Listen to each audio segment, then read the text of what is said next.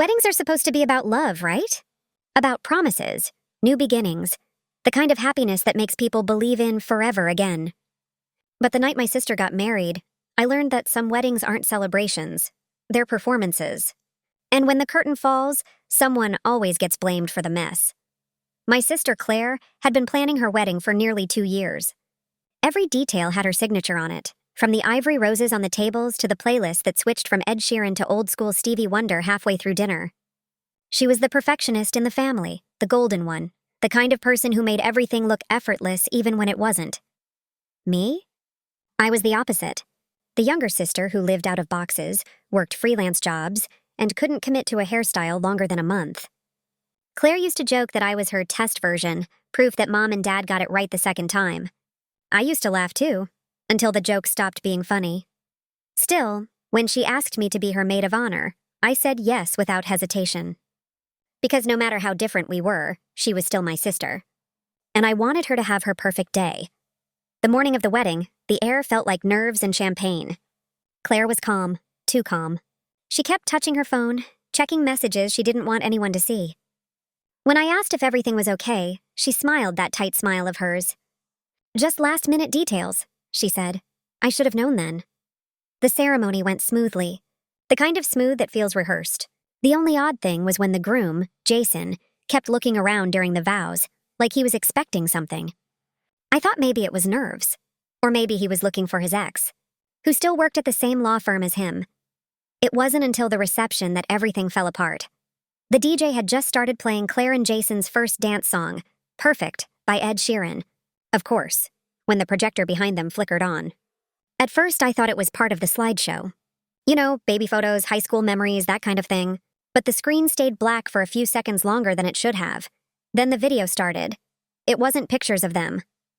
It was footage, grainy, shaky footage, of Jason, with another woman, in a hotel room.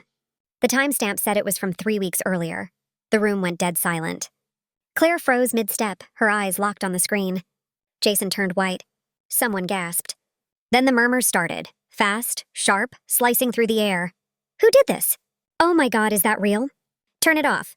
Jason lunged toward the DJ booth, but the video wouldn't stop. It looped, the whispers turned to accusations. And in the chaos, someone shouted, "It was her." I didn't even realize they were pointing at me until half the room turned. Claire's face was red, not from tears, but from anger. "What did you do?" she screamed. "Nothing," I said. "I don't even know what that is." But it didn't matter. The damage was done. Guests were staring. Phones were out. My parents looked at me like I'd committed a crime. And the man who'd just married my sister was begging for forgiveness, while his secret played on loop for everyone to see. I kept shaking my head, trying to speak. But Claire wasn't listening. She threw her bouquet at the floor and stormed out of the hall, still in her wedding dress, still shaking. Someone cut the video. The lights came back on. And just like that, I went from being her maid of honor to her enemy. Later, when I found her outside by the parking lot, mascara running down her cheeks, she didn't even look at me. "You couldn't stand me being happy, could you?" she said. Her voice was so calm it scared me. "That wasn't me, Claire. I swear." She looked up then, and I swear I saw something in her eyes I'd never seen before. Not anger, not sadness, just certainty. "You ruined my wedding," she said. "I'll never forgive you for this." I tried to tell her that I had no idea where that video came from, that I hadn't touched the slideshow, hadn't even gone near the tech setup. But she was already walking away, her veil dragging through the gravel like a ghost. By the time I got home that night, social media had already decided I was guilty. Someone had posted clips from the reception, tagging me in comments that said things like, "Jealous sister ruins wedding," and "Who does that to family?" I sat in the dark, scrolling through it all, my phone lighting up with every new notification. Every message was another knife. Even Mom's text came with a pause that said more than the words themselves. "We need to talk." I didn't sleep that night. I kept replaying the video in my head, trying to figure out how it happened, who could have done it, why it looked so deliberate. And the strangest part? The next morning when I woke up, I had a message from an unknown number. Just 3 words. "Now she knows." The morning after the wedding, I woke up to silence, the kind that feels heavy, like the world's holding its breath because it knows you're about to break. My phone was already buzzing with messages before I even opened my eyes. At first, I thought maybe someone was checking in on me. Maybe Claire. Maybe Mom. But when I picked it up, all I saw were screenshots, links, and comments. The video. It was everywhere. Someone had posted the clip to Facebook, and now every person I'd ever gone to school with seemed to have an opinion about me. Can't believe she'd do that to her own sister. Jealous much? This family drama is wild. Each line hit like a bruise. The internet didn't care whether I was guilty. They just wanted a villain. And I was right there. Easy to name, easy to hate. I tried calling Claire. Straight to voicemail. I tried texting Mom. No reply. When I finally got a message back hours later, it was from Dad. He wrote, "Stay away for now. Let things calm down." That one sentence hurt more than the comments. Stay away for now. Like I was a problem they needed distance from. I spent that first day trying to piece together what had actually happened. Who would even have that video? And how did it end up playing at their wedding, on a system I didn't even have access to? The more I thought about it, the less sense it made.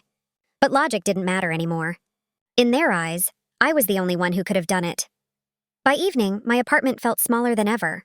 I couldn't turn on the TV, couldn't look at my phone without seeing Claire's wedding photos, the ones that had gone viral for all the wrong reasons. One headline read, "Bride's sister exposes cheating groom mid-reception." Or was it sabotage? The word sabotage followed me everywhere. That night I cried until my chest hurt. Not because I felt guilty, but because no one believed me when I said I wasn't. It's a strange kind of helplessness when the truth becomes useless. When people stop asking what happened and start deciding who you are. The next day, Mom finally called. Her voice was tired, the way it gets when she's been crying. "I don't even know what to say," she whispered. "Then let me say it," I said quickly. "It wasn't me. I had nothing to do with that video." "I want to believe you," she said. "I really do. But Claire says you were the only one with the slideshow files." "I wasn't. I swear I didn't even touch them," she sighed. "Then who did, honey?" That question has been looping in my head ever since. Because I didn't know, I still don't. When I tried to explain how I got the message, now she knows. Mom went quiet. "Don't tell your sister about that," she said after a pause. "It'll only make things worse." I hung up feeling smaller than I ever had before. The next few days blurred together. I didn't go out. I didn't answer calls. I couldn't face anyone. It was like the whole town was whispering about me. And maybe they were. Every time I stepped outside to get the mail, I felt eyes on me. 3 days in, I finally went to the grocery store. The cashier, someone I'd known since middle school, gave me a look that said everything she didn't. A man in line behind me muttered, "Poor bride." I wanted to scream, to tell them all they were wrong. But I just paid for my groceries and left. That night I found another message. Same unknown number. "Hope you're enjoying your fame." I stared at it for a long time, fingers trembling, trying to decide if I should reply. I didn't.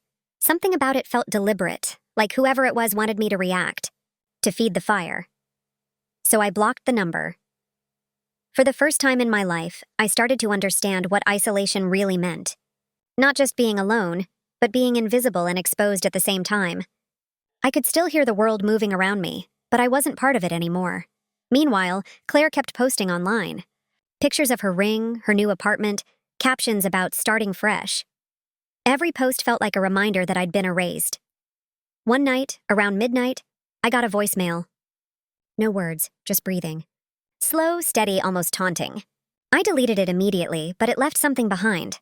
A weight, a sense that this wasn't just about embarrassment or family betrayal anymore. It was personal. On the 4th day, Dad showed up at my apartment. He didn't even knock. He just walked in. He looked exhausted, eyes sunken, suit wrinkled. "We need to talk," he said. I braced myself. He sat down at my kitchen table and rubbed his temples. "Your sister's devastated," he said. "Jason's gone. He left town." I nodded. "Good." Dad looked up sharply. "Don't say that. Whatever he did, this wasn't the way." "Dad," I said, my voice breaking. "I didn't do it." He looked at me for a long time before speaking again. "Someone said they saw you near the projector right before it happened." "That's a lie." "Can you prove that?" That question sliced through me because I couldn't. He sighed, stood up, and said quietly, I don't know what's happening between you two, but you need to fix it before it destroys this family. Then he left, closing the door softly like he was afraid to wake a sleeping monster. After he left, I sat there for hours, staring at the spot where he'd been sitting. The truth didn't matter anymore. Perception did, and somehow, I'd lost control of both. That night, I looked through the wedding photos one last time, and that's when I saw it. Something strange in one of the shots. A reflection in the mirror behind the projector. A person holding a phone. It wasn't me. My breath caught in my throat, because even through the blur, I recognized the bracelet on that wrist. It was Claire's. I must have stared at that photo for an hour, zooming in and out until the pixels blurred. The reflection was faint, but I knew what I saw. The delicate silver bracelet with the tiny infinity charm, the one I'd given Claire on her 25th birthday. She never took it off. My heart was racing. I kept telling myself maybe it was someone else wearing a similar bracelet. Maybe the lighting played tricks. But deep down I knew that reflection wasn't an accident. The next morning, I printed the photo and laid it on my kitchen table. If Claire was the one standing by the projector, it meant she was there right before the video played. But why? What would she gain by destroying her own wedding? I needed answers, and I needed them without tipping her off. I started small. I called the wedding planner, pretending to check on a billing issue. I asked casually who had access to the slideshow. She said only 2 people, herself and Claire. The files were uploaded from Claire's account the night before the wedding. That detail hit me like a brick. Claire had the access. Claire had the opportunity. I wanted to confront her right away, but something told me not to. If she went that far, if she actually set me up, then she was already 3 steps ahead of me. I had to be smarter, so I started looking for patterns, any clues she might have left behind. I rewatched the wedding footage, frame by frame. In one angle, right after the video started playing, there was a faint smirk on her face. It was quick, maybe a second long, but it was there before she turned to me and screamed. That look wasn't shock. It was satisfaction. I couldn't stop shaking. I wanted to believe my sister was capable of jealousy, maybe resentment, but not this. Not something this calculated. That evening, I called Jason. He didn't pick up. His voicemail still had the same cheerful tone from before the wedding. Hey, it's Jason. Leave a message and I'll get back to you. He never did. 2 hours later, he texted me. Jason, don't contact me again. Me? I just want to know what really happened. Jason, you already do. That reply made no sense. Unless he thought I knew something I wasn't supposed to. I scrolled back through old texts between Claire and me. Weeks before the wedding, she'd sent me a message. If you ever find out what he's been hiding, don't tell Mom. At the time, I thought she was joking. Now it read like a warning. That night, I couldn't sleep. Every memory replayed itself with new meaning. The secret phone calls, her nervous glances, the way Jason looked around during the ceremony. Maybe the video wasn't the beginning of the betrayal. Maybe it was the end of it. The next morning, I went to Mom's house. She looked surprised to see me but didn't say no when I asked to come in. The house smelled like cinnamon and old memories. My parents' wedding photo hung on the wall, a frozen smile that felt like it belonged to a different species of people. I just need to know, I said. Did Claire ever mention having doubts before the wedding? Mom hesitated. She said she felt like Jason was hiding something, but I told her all men get cold feet. What kind of something? Mom shrugged, avoiding eye contact. I don't know. Maybe another woman. Maybe money problems. She didn't say much. I nodded, but inside, everything clicked. If Claire knew about Jason's affair before the wedding, she might have planned the whole scene, to expose him publicly, to humiliate him. But why blame me? Maybe she needed a distraction, someone else to absorb the fallout while she came out looking like the victim. As I was leaving, Mom stopped me. Your sister's been quiet lately, she said softly. You might want to call her. I didn't answer. Instead, I drove straight to the cafe where Claire used to go after work. It was empty except for an older woman behind the counter who recognized me immediately. You're Claire's sister, right? She asked. I nodded. She was here 2 nights before the wedding, seemed upset, arguing with a man on the phone. Did she say who? The woman frowned, thinking, no, but I heard her say, if the video gets out before I tell him, it'll ruin everything. My stomach turned. That meant the video wasn't a surprise. It was leverage. I thanked her, left a tip, and walked out into the parking lot with my head spinning. The puzzle was building itself piece by piece. Claire must have found out Jason was cheating. She probably hired someone to get proof. Maybe a private investigator, maybe just someone tech-savvy enough to dig through his phone or emails. But when she realized the footage could destroy her image too, she shifted the blame onto me. That night, I reopened the unknown messages I'd been getting. The tone wasn't random. It was taunting, like someone trying to remind me that they were still in control. The first message said, now she knows. The second said, hope you're enjoying your fame. I looked closer at the phone number. The area code wasn't local. It was from the same city where Jason's company headquarters were. The same city where Claire had been on a work trip a few weeks before the wedding. The next day, I went back to the wedding venue pretending to ask about lost jewelry. When the event manager checked the security logs, I caught a glimpse of something interesting on his screen. A visitor access list from the day before the wedding. Only 2 names stood out, Claire Martin, Jason Martin. They were both there together, alone, so she already knew. They had already seen that video before the wedding even happened. And still, she let the whole thing play out. I left the venue shaking. My sister hadn't been a victim. She'd been orchestrating everything from the start. But there was one thing I still couldn't figure out. Why did the police call her 3 days later? Something told me whatever she'd set in motion had gone wrong. And I was about to find out just how wrong. I told myself I wasn't going to cry when I saw her. But the second Claire opened the door, all that resolve burned away. She looked perfect.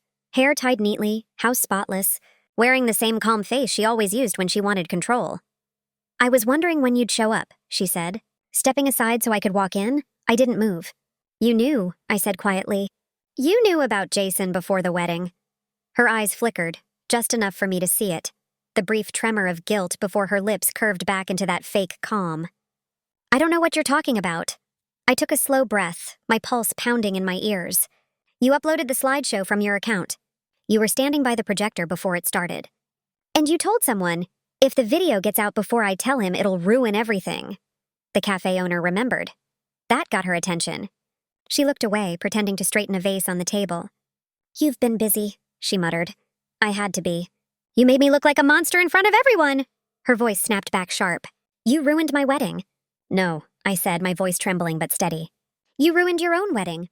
I just happened to be the easiest person to blame." Silence. Then a bitter laugh. "You really think you can handle the truth?" "I think I already do." She crossed her arms, the composure cracking piece by piece.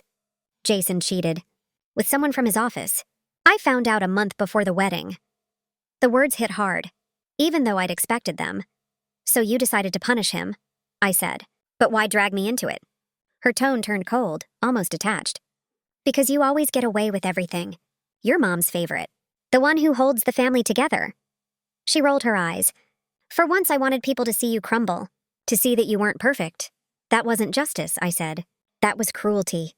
"Justice is never clean," she whispered. "And anyway, it worked. Jason's gone. I don't have to see that smug liar again." I stared at her. "You think that's over?" "He could have pressed charges." "That video wasn't just embarrassing, it was defamation." Her smirk faltered. "He won't, he's too scared." "Scared of what?" Her voice dropped to a whisper. "Scared that the police will find out what he did after." That stopped me cold. "After?" Claire looked like she'd said too much. Her fingers started to tremble as she reached for a glass of water. "Forget it," she said. "You don't want to be part of this anymore." I stepped closer. "Claire, what did he do?" She didn't answer, but her eyes darted toward the living room window. Outside, a black car was parked across the street, engine off, windows tinted. I hadn't noticed it before. "Who is that?" I whispered. She swallowed hard. "They've been there since yesterday." The air felt heavy. "Claire, what did you get yourself into?" Tears finally broke through her mask. "I didn't send that video to the wedding planner," she said. "I sent it to him, the man Jason worked for. I wanted him to know the kind of person Jason was before they signed their new deal. But he must have found out it came from me. He threatened to go to the police. Said I leaked confidential footage from his company servers." I froze. "You stole that video?" "I didn't mean to," she said, voice cracking. "I just asked a friend to dig around in Jason's files. I didn't know it was from his company email." My mind was spinning. The wedding disaster wasn't even the worst of it. This was corporate theft, digital evidence, possible blackmail. No wonder the police were calling. "You have to come clean," I said. "Right now, before this gets worse." She shook her head violently. "You don't understand. They already called me once. They said there's an open investigation. But if they find out it came from my laptop..." The doorbell cut her off. 3 sharp knocks. We both froze. Through the glass, I saw 2 men in suits, one holding a badge. Claire whispered, "It's them." Her hand gripped mine like a child's. "Please," she begged, eyes wide with panic. "Say I wasn't here. Say I've been with you these last 3 days. Claire, please." Before I could answer, the knocking grew louder. I stepped back, heart racing. The men called out, "Ms. Martin, we need to ask you some questions about a data breach and an unauthorized transfer." Claire's face turned pale. "Oh my God," she whispered. "I thought they were calling him." "What did you do?" I hissed. She didn't answer. Instead, she ran to the back door, grabbing her purse, shaking. "I can't go to jail for him." "For who?" I shouted, but she was already gone, out the back, disappearing into the night like a ghost trying to outrun her own shadow. The officers kept knocking. I stood there frozen between betrayal and guilt, between wanting to protect my sister and needing to finally let the truth find her. Then one of the officers spoke again. "Miss, we just need to confirm if your sister is safe. Her car was found this morning near the river." My breath caught. "What?" He looked at me carefully. "She told someone she was meeting her ex-husband that night, but he never showed up." Everything inside me went still. The black car across the street, the panic, the sudden disappearance. It all made sense now. Whatever game she started to punish Jason, someone else had finished it, and I was the only one left who knew where the truth began. The morning after the officers left, I sat on the couch with a cup of untouched coffee going cold in my hands. The word river echoed in my head until it stopped sounding real. They hadn't said she was gone, just that her car was found there, engine still warm, but that was enough to hollow me out. By the time I got to the station, the world already seemed to have moved on. Papers shuffled, phones rang, the low hum of life that didn't care mine had cracked in half. An officer led me into a small interview room and closed the door gently, like he didn't want to wake a sleeping truth. "We just need to confirm a few details," he said. "You saw your sister last night?" "Yes, she was scared. Said someone was watching her." "Did she tell you who?" "She said it was someone from Jason's company. The same people who called her about the video." He scribbled something on his notepad, then looked up. "We found her phone in the car. There's a text thread between her and a contact saved as J. Does that stand for Jason?" I nodded slowly. She messaged him to meet her at the river trail around 9. He replied, "I'll fix this, just bring the drive." "Does that mean anything to you?" The drive. My mind flashed back to what she'd said, that she sent the video from her laptop, that she'd copied it from Jason's files. If she still had that drive, maybe it didn't just contain one video. Maybe it held everything. She might have used it as proof, I said. Or as leverage. He gave me a long look, then stood up. "We're trying to locate him now." I left the station with that sentence clinging to me like smoke. "We're trying to locate him now." I drove aimlessly until I ended up near the river trail, the one lined with tall, whispering trees. Police tape fluttered in the breeze, half-submerged footprints leading toward the bank. There was no body, just her purse, a broken heel, and the empty quiet of a story that refused to end. A detective walked past and paused. "You shouldn't be here," he said gently. "I just need to see where she was." He hesitated, then nodded. "If you remember anything, call me." I stood there long after he left, staring at the water. It looked calm on the surface, but I could feel how fast it moved beneath. Invisible currents dragging everything down, just like the lies she'd built. 3 days later, they found Jason. He'd been in another town, trying to withdraw money from a joint account they'd opened months earlier. Money Claire said she never wanted him to touch. When they arrested him, he claimed she'd blackmailed him, threatened to leak company secrets if he didn't marry her. I listened to that on the news, numb. Jason, who had smiled through their vows, now saying it was all a trap. Claire, who had sworn she just wanted love, turning the whole thing into a game of power and panic. But the truth, as always, was somewhere in between. When they searched his apartment, they found the missing drive. It held the same video from the wedding, plus emails showing that Jason had been leaking confidential information for months. Claire hadn't stolen from him. She'd found evidence of what he was doing and tried to expose him. But when she realized how deep it went, that it wasn't just cheating, it was crime, she panicked.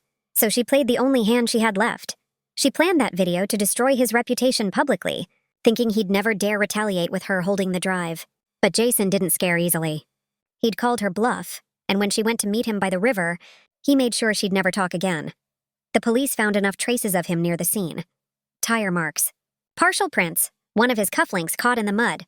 They said he'd tried to push her, maybe to scare her, but she hit the rocks and fell into the water. It wasn't premeditated, they said. A crime of panic. That word, panic, became my least favorite in the English language. It felt too small to hold the weight of everything it took from me. They called it justice when they arrested him. The court said he'd serve years for manslaughter. Reporters said the wedding scandal that turned deadly was over, but justice doesn't feel like headlines. It feels like standing in an empty house surrounded by silence that used to be a person's voice. I was the one who identified her. I kept waiting for her to wake up, to look at me and say she was sorry for all of it, for the video, for the lies, for making me hate her when she was already drowning. But she didn't. At her funeral, Mom held my hand so tightly I thought my bones would crack. "You were right," she whispered. She was in over her head. I wanted to scream that being right didn't mean anything anymore. Jason never looked at me in court. Not once. The day of sentencing, he turned to the judge and said he wished he could take it back. Everyone nodded like that was enough, but the words didn't bring her back. Afterward, the detective handed me a small envelope. Inside was Claire's bracelet, the one with the infinity charm. It had been found near the river, caught on a branch. For the first time in weeks, I cried. Not because of guilt, not even for her choices, but because I finally understood what she'd tried to do. She wanted to end the cycle, the lies, the pretending, the quiet rot beneath the smiles. She just didn't know how to stop it without burning everything down. Maybe justice isn't always about punishment. Sometimes it's just about truth coming up for air. And now, it had. I never thought silence could have a sound, but now I hear it everywhere. In the mornings when the coffee machine sputters for 1 instead of 2. In the evenings when Mom calls but doesn't say her name. Even in my dreams, she's there but never speaks. Just looks at me with the same eyes I used to see in the mirror before everything broke. It's strange how quickly a family learns to avoid the truth. They talk about Claire like she's still traveling. Mom still sets an extra plate at dinner, out of habit. Dad pretends not to notice. We all carry her ghost differently. Mom with guilt, Dad with silence. Me with the unbearable knowledge that I could have saved her if I hadn't spent so much energy proving she was guilty. For weeks after the trial, I couldn't leave the house. People whispered in the grocery store, paused their conversations when I walked by. Some saw me as the victim's sister. Others still believed I'd ruined the wedding, that somehow all this began with me. I used to correct them in my head, rewrite their sentences with the truth. But I don't anymore. Because truth, I've learned, isn't about who believes it. It's about who's left to live with it. The detective called once more after the case closed. He said they'd finally confirmed everything. Jason had been selling company secrets overseas for months. Claire had found proof, and instead of going to the authorities, she'd tried to confront him herself, believing love or fear could make him stop. She'd underestimated how dangerous desperation can be when pride is cornered. He told me she was brave. I wanted to believe that. But bravery without peace is just another way of saying someone didn't know when to stop fighting. I've started visiting the river every Sunday. It's quiet there. No reporters, no police tape, no judgment. Just the soft hum of water moving on, like it's forgiven everything it's swallowed. Sometimes I bring the bracelet, the one they found tangled in the reeds. I hold it in my palm until the metal warms, until it feels like skin again. People ask why I keep seeing her in places. The grocery aisle, the window reflection, the shadow that passes my car as I drive home. Maybe it's guilt, or maybe it's her way of reminding me that stories never really end. They just change form. There's this one memory that replays when I can't sleep. We were kids, lying under the same blanket fort, sharing secrets we promised to take to our graves. She'd said, if one of us messes up, the other one fixes it. And I'd said, deal. Now, all I can think is that I never told her what fixing it really means. That sometimes fixing it doesn't look like undoing the damage. It looks like living with it, refusing to let it define who you become. So that's what I'm doing now, living. Not forgetting, not forgiving entirely, just moving in small, deliberate ways that honor what was left behind. I've gone back to work, started therapy, even reached out to a few people who distanced themselves after the wedding. Some of them still hesitate when they see me, but that's okay. I don't need them to understand. Every time someone asks what really happened, I just tell them, she made a mistake trying to protect someone who didn't deserve it, and I made a mistake waiting too long to protect her. It's not the full story, but it's the truth that fits inside a sentence. A few nights ago, I had a dream. Claire was standing by the river, barefoot, smiling. She wasn't angry, wasn't afraid, just quiet. She looked at me and said, you can stop now. And for the first time, I think I believed her. Justice gave me closure. But reflection, that's what's teaching me how to live again, because the story didn't end with her death. It ended when I finally understood that love isn't about saving people from their consequences. It's about forgiving yourself for not being able to. And that's how I'll remember her. Not as the sister who ruined her wedding, but as the sister who taught me that even in betrayal, there can be truth. Even in loss, there can be clarity. And even in silence, there can still be love. It took me months to open her last message. I'd kept it unread on purpose, a small blue dot on my phone that meant she was still somewhere waiting for me to answer. It was dated 3 days before her wedding. Just one line. If anything ever happens, don't believe the first version of the story. For a long time, I didn't know what she meant. Maybe she didn't either. But standing in her empty apartment now,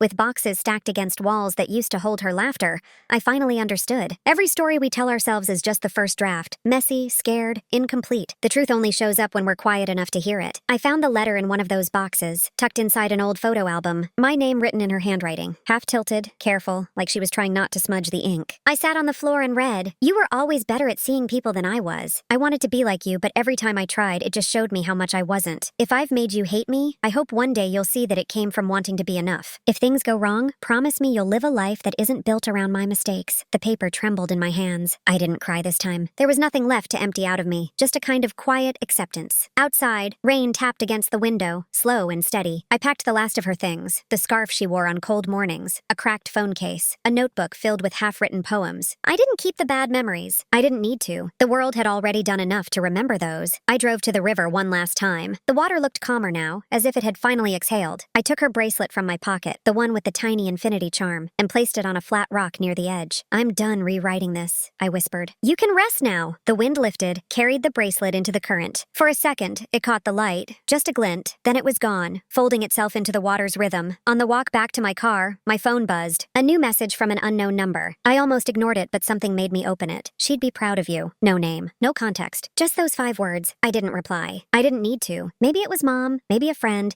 maybe just some mistake from a stranger's number. But for the first time, it didn't matter. Because closure, I realized, isn't about answers. It's about peace. It's the moment when you stop needing the world to apologize for what it took from you. Now when I think of her, I don't see the chaos, or the courtroom, or the cold river. I see the sister who used to braid my hair before school, who shared secret codes only we understood, who once whispered, "Promise me we'll always find our way back." We did, just not the way either of us expected. She found her stillness. And I found mine. In the space she left behind, in the quiet that no longer hurts to sit inside. This is where her story ends, and where mine finally begins.